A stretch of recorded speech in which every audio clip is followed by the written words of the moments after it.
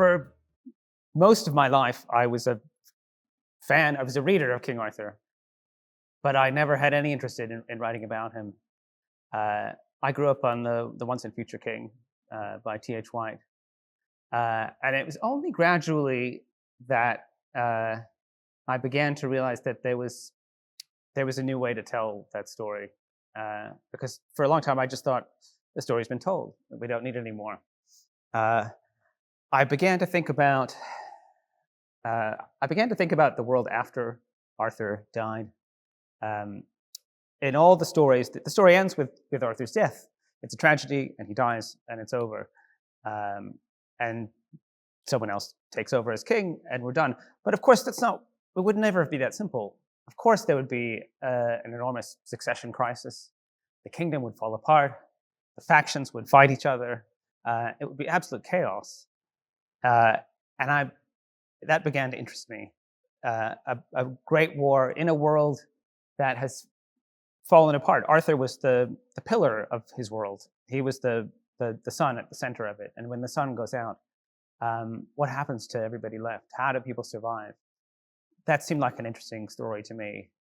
And the other piece of it was, here you have a world, not only is Arthur gone, but Lancelot is gone, Galahad is dead, Gawain is dead.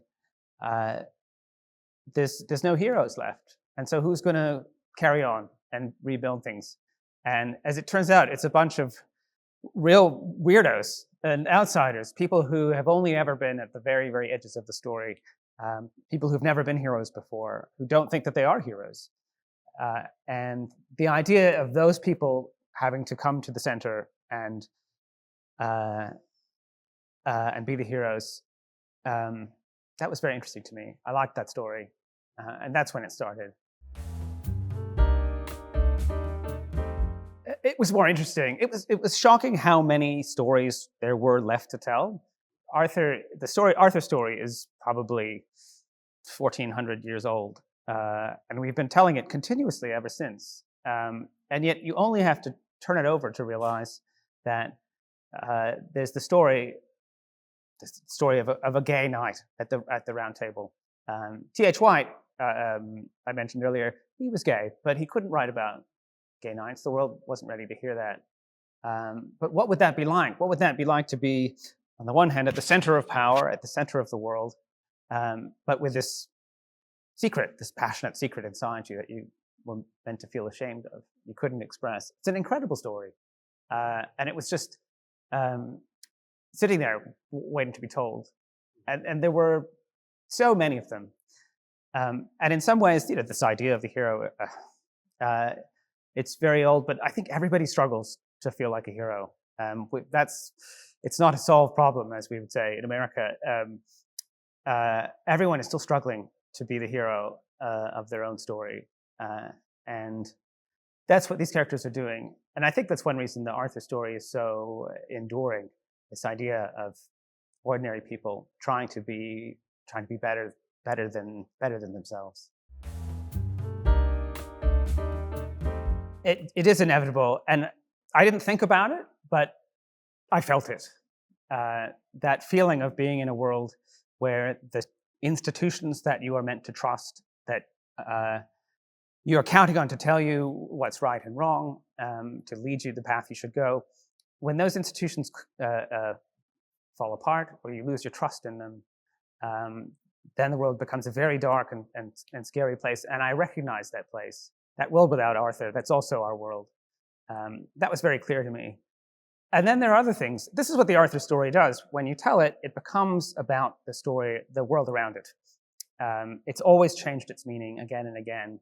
And when I wrote this book, I became conscious that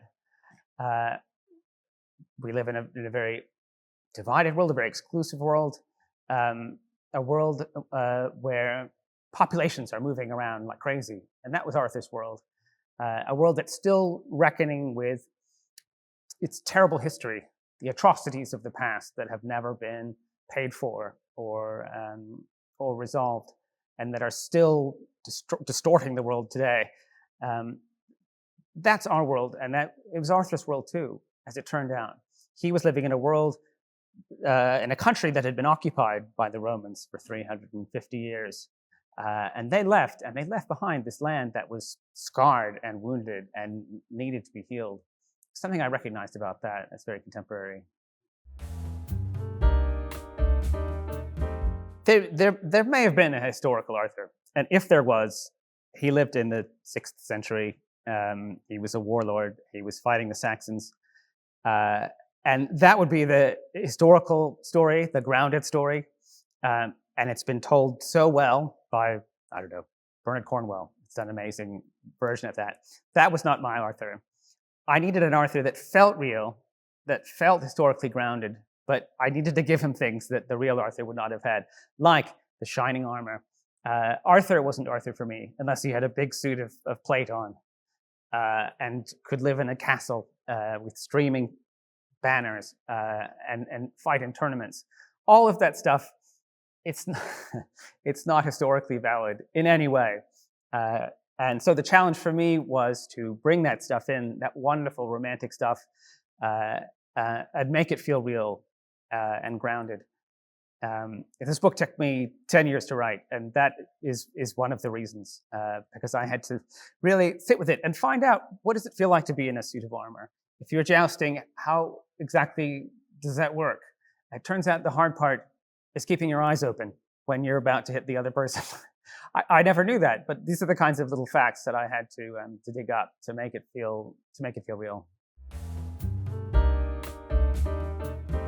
I mean, in different ways. Certainly, just the idea of adding to the vast mountain of books about King Arthur. If you're going to do that, you have to earn it. The bar is very high, and when I would sit and write, I would feel almost sort of this spectral choir of other writers going back all the way to Malory and Chrétien de Troyes and further back than that. And they're all watching me and saying, what makes you think that you ought to write this story, which we've already written? And at the same time, they're saying, you can't do the same thing we did. You've got to think of something new. And so it had to feel very urgent. It had to feel very necessary. And most days, it did. I was lucky because there was this vast white space at the end after Arthur's life that needed to be filled in.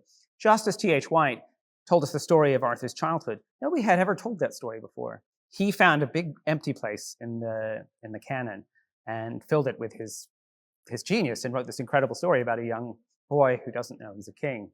And there was another white space at the end, and it needed to be filled in. And we needed to hear these stories about gay knights, a knight missing his hand, a knight with mental health problems. These were stories that they were very real, both historically and now. And somewhere there was a knight saying, I haven't heard my story yet. That kept me going. I want to start by mentioning The Heroes by Joe Abercrombie, a book that I reread many times while I was working on this.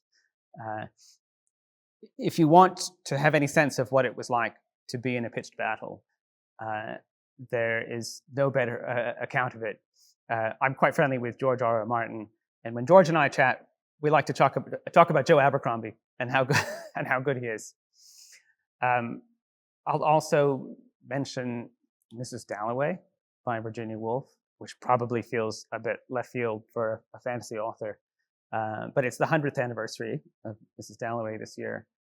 And whenever I think that there is a feeling or a thought that cannot be captured in words, I go back to Mrs. Dalloway and I realize that there's a way to do everything. And she knew how to do it. It's incredibly inspiring to watch it done. Another modernist who I just reread, Kafka, The Metamorphosis. I don't think people read that story enough now. It's astounding as a work of science fiction. The experience of being transformed into an alien body, it's astounding.